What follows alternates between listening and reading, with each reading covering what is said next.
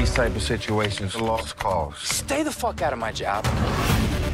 Harrison, bitch, asking just a lot of questions.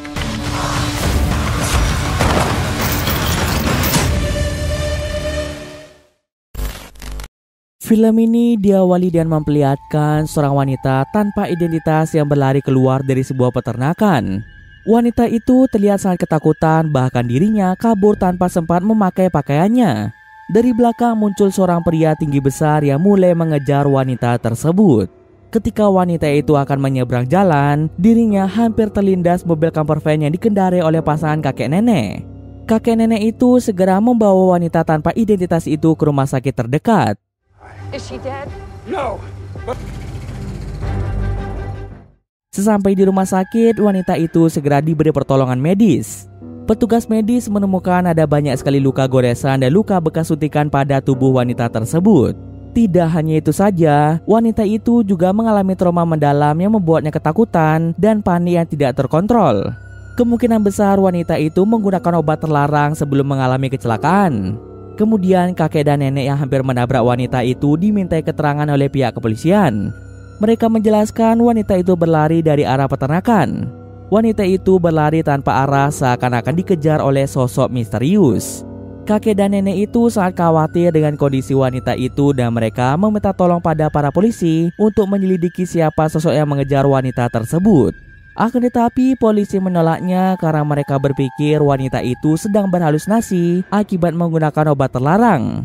Lagi pula ada banyak wanita seperti itu di kota ini, jadi menurut mereka kasus itu tidak perlu ditangani lebih lanjut. Kakek nenek itu pun merasa kecewa pada pihak polisi dan segera pergi dari sana.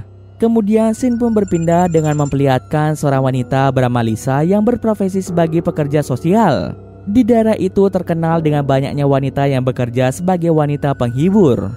Lisa memiliki keinginan untuk membantu para wanita itu untuk mengubah nasib mereka menjadi lebih baik dengan mencarikan mereka pekerjaan yang lebih layak. Tentunya keinginannya ini tidak bisa langsung terwujud. Kemudian Lisa bergegas pergi menemui salah satu temannya yang berprofesi sebagai wanita penghibur bernama Sadie. Sesampai di bar tempat Sadie biasa nongkrong, Lisa melihat Sadie yang diganggu oleh seorang pria asing. Lisa pun segera turun dari mobilnya untuk membantu Sadie. Kemudian Lisa menyadari ada memar pada wajah Sadie akibat dipukuli kliennya. Melihat hal itu, Lisa merasa kasihan pada kehidupan Sadie yang sangat menyedihkan, di mana Sadie wajib melayani nafsu orang lain hanya untuk membiayai kehidupan sehari-harinya. Lisa pun menawarkan Sadie untuk bekerja di tempat yang lebih layak. Sadie tidak perlu khawatir tentang tempat tinggal dan pakaian. Lisa dengan senang hati akan membantu Sadie serta memberinya pakaian yang layak untuk melakukan wawancara kerja besok. Peluang ini tidak akan datang dua kali, jadi Lisa berharap Sadie mau menerima tawaran kerja tersebut. Kemudian datanglah seorang polisi bernama Jack yang ingin berbicara dengan Lisa. Rupanya Jack dan Lisa adalah mantan suami istri. Dahulu Lisa adalah pecandu minuman keras dan karena hal itu Lisa dan Jack sering bertengkar hingga hubungan mereka berakhir dengan perceraian. Meskipun mereka kini hidup terpisah, sebenarnya dalam lubuk hati mereka berdua masih saling mencintai satu sama lain. Bahkan sampai saat ini, Jack terus berusaha untuk kembali bersama dengan Lisa. Akan tetapi, Lisa masih ragu-ragu dengan perasaannya. Di tengah perbincangan mereka, Lisa menerima telepon dari dokter bernama Joe. Joe adalah dokter yang menangani wanita tanpa identitas yang sebelumnya dirawat di rumah sakit. Joe ingin meminta tolong pada Lisa untuk membantunya menangani wanita tersebut. Wanita itu mengalami trauma berat sehingga membuat Joe kesulitan berinteraksi dengannya. Joe sangat yakin Lisa pasti bisa membantu wanita mengurangi rasa traumanya. Lisa pun bergegas pergi ke rumah sakit. Hey, thanks for coming. We brought her in. Kind of. Helps to fit in when you look the part. Sesampai di sana, Lisa dan Joe pergi ke ruangan tempat di mana wanita itu dirawat. Mereka menemukan wanita itu sedang ketakutan bersembunyi di bawah meja. Lisa meyakinkan wanita itu bahwa dia sudah aman di rumah sakit. Wanita itu pada akhirnya mau keluar dari kolong meja. Namun dirinya ketakutan lagi usai melihat sosok yang sedang mengejarnya berada di rumah sakit. Wanita itu pun panik dan segera pergi dari rumah sakit itu, tapi tiba-tiba saja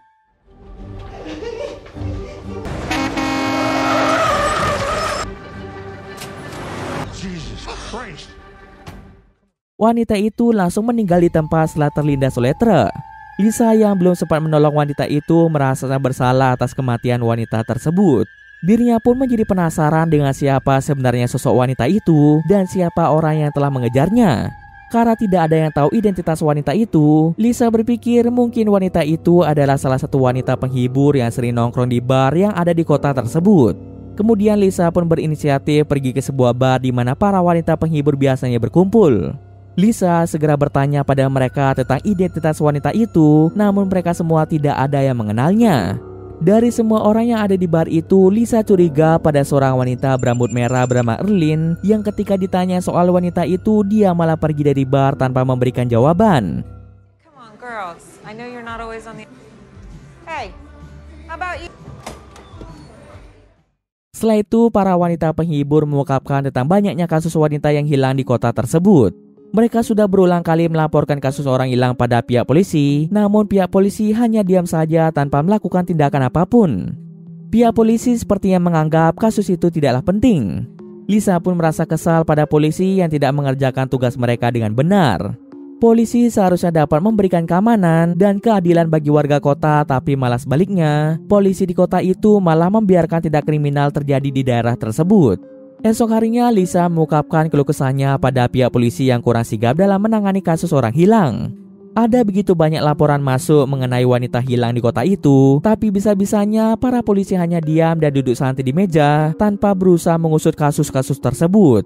J dan para polisi yang lain berkata bahwa mereka kekurangan anggota polisi. Selain itu, para polisi menganggap para wanita penghibur yang hilang tidak pantas untuk dibantu. Meskipun pekerjaan sebagai wanita penghibur adalah pekerjaan yang tidak terpuji, namun para wanita itu tetaplah manusia yang butuh perlindungan. Lisa yang muak dengan kinerja buruk pihak polisi, lebih memilih untuk mengusut kasus itu sendirian saja. The problem. None of you are doing anything. Lisa memulai penyelidikan dengan mencari berita orang hilang di website kepolisian. Tak berselang lama, Joe datang menghampiri Lisa. Di sana mereka berdua berbincang mengenai kasus orang hilang. Joe menyarankan Lisa untuk menyerahkan kasus orang hilang itu pada pihak polisi saja.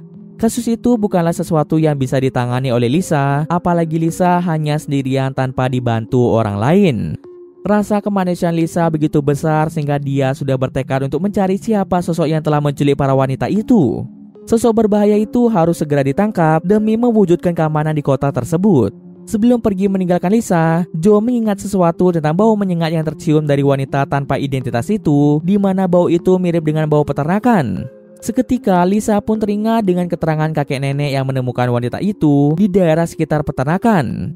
Ini merupakan suatu petunjuk penting yang bisa membawa Lisa kepada identitas sosok penculik itu. And zero action from the dickless... Lisa, it doesn't feel right. Di tempat lain, kita akan diperlihatkan seorang pria bernama Theodore. Theodore bekerja sebagai pemotong daging di peternakan miliknya. Selain menjadi pemotong daging, Theodore ternyata adalah seorang psikopat. Theodore adalah pelaku utama dari menghilangnya banyak wanita penghibur di kota tersebut. Setiap malam, Theodore akan pergi ke bar untuk memikat hati wanita penghibur, lalu dia akan membunuh wanita-wanita tersebut. Kekejaman Theodore tidak berhenti sampai di situ saja, di mana tujuan utama dia membunuh para wanita penghibur itu adalah untuk mengolah daging mereka menjadi daging sosis. Sosis itu kemudian dijual di toko daging miliknya yang berada di kota tersebut. Tanpa mengetahui komposisi daging sosis itu, warga kota terus membeli sosis buatan Theodore karena mereka sangat menyukai rasanya. Theodore sudah lama melakukan pekerjaan ini dan dia sangat senang membunuh para wanita. Saat beraksi, Theodore tidak sendirian saja. Ada dua temannya yang ikut membantu, yaitu Erlin dan seorang pria bernama Danny. Hari ini Danny membawa mayat seorang pria gendut. Theodore segera membawa mayat itu ke ruang pemotongan.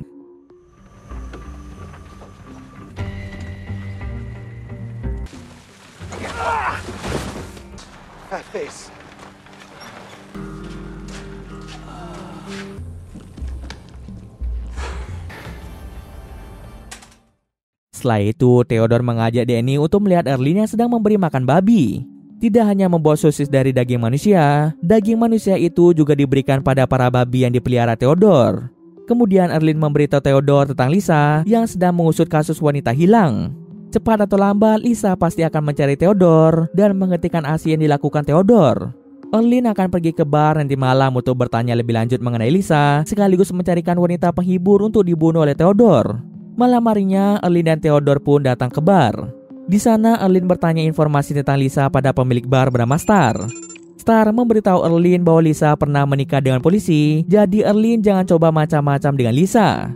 Lalu Erlin pun bertemu seorang wanita penghibur. Erlin langsung memperkenalkan wanita itu pada Theodore.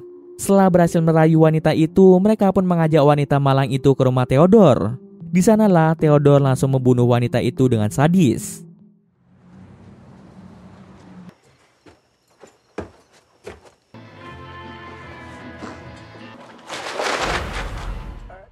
Beberapa saat setelah Erlin pergi, Lisa datang menemui Star untuk bertanya mengenai keberadaan Erlin.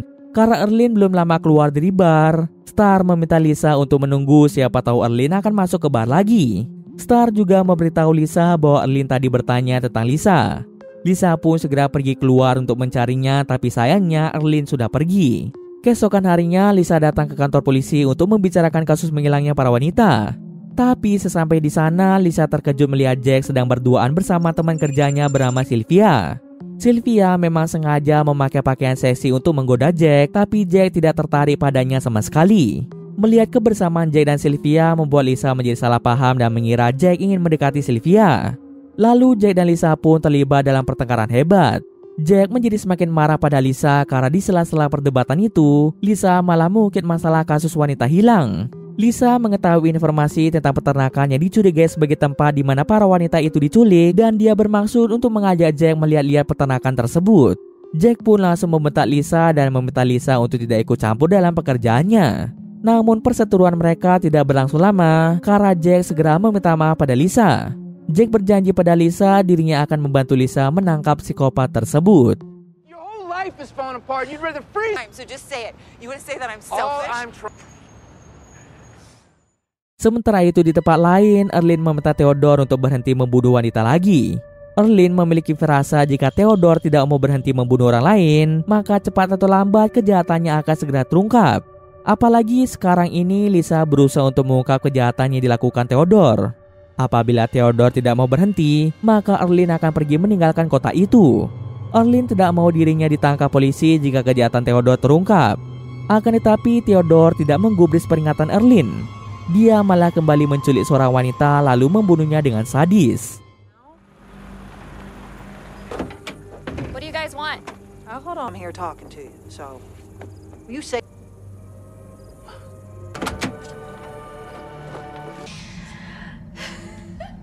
have to.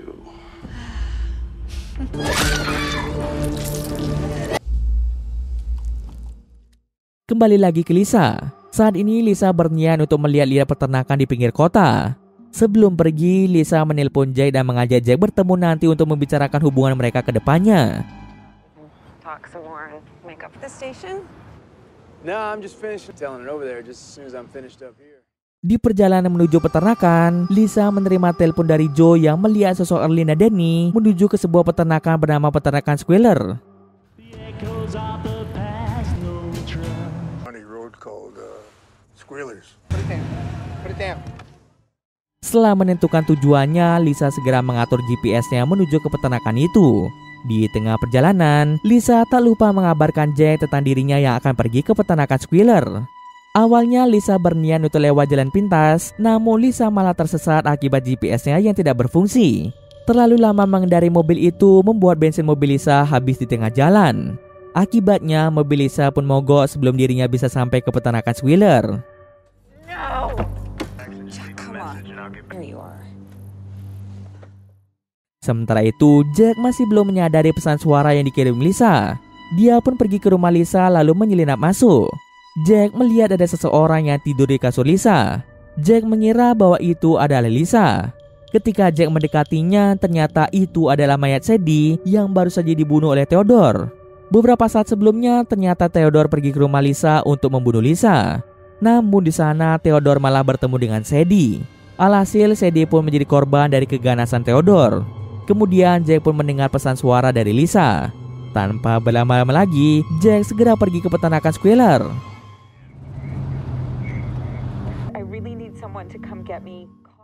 Sesampai di sana, Jack melihat Danny yang sedang beradu senjata dengan Theodore. Danny marah pada Theodore karena mobilnya telah diambil oleh Erlin. Erlin sengaja membawa mobil Danny agar bisa kabur dari kota tersebut. Di sana Jack bertemu dengan Danny yang tengah membawa pistol. Terjadilah tembak-tembakan antara Jack dengan Danny hingga Jack berhasil membuat Danny terluka dan masuk ke dalam kandang babi.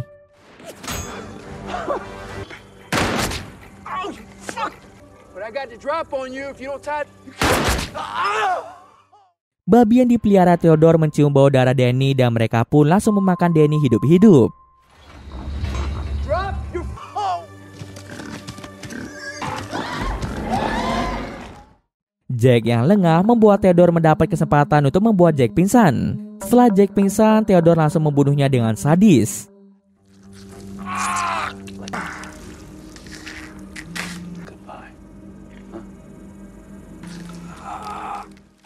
Kemudian Theodore merekam mayat Jack dan langsung mengirimkannya pada Lisa. Melihat mayat Jack membuat Lisa menjadi sangat bersedih. Padahal Jack dan Lisa sudah merencanakan untuk kembali bersama lagi.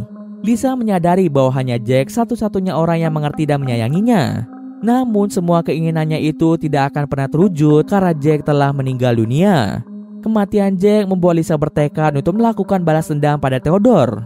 Dia pun rela berjalan kaki menuju peternakan Theodore.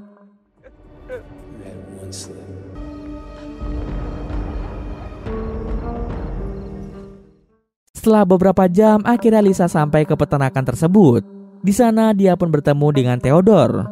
Lalu terjadilah pertarungan antara Lisa dan Theodore.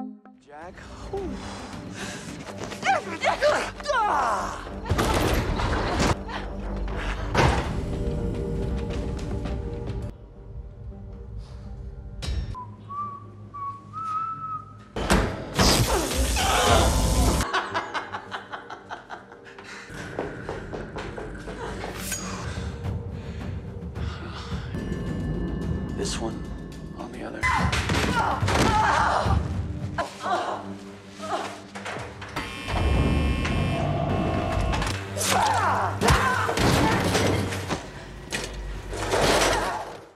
Dalam pertarungan itu, Lisa mendapat luka cukup serius pada wajah dan kakinya. Meskipun dalam keadaan terpojok, Lisa dapat membalikan keadaan. Kemudian Lisa menyebutkan kata makian yang mengingatkan Theodore pada ibunya. Ternyata semasa kecilnya Theodore sering disiksa oleh ibunya. Kata cacian dan makian yang sering keluar dari mulut ibunya membuat mental Theodore menjadi terguncang. Karena trauma mendalam yang diberikan oleh ibunya, Theodore pun berubah menjadi psikopat yang suka membunuh para wanita. Akibat kata makian yang diucapkan Lisa membuat Theodore menjadi tidak fokus. Lisa pun mengambil kesempatan itu untuk membunuh Theodore. Fucking pussy!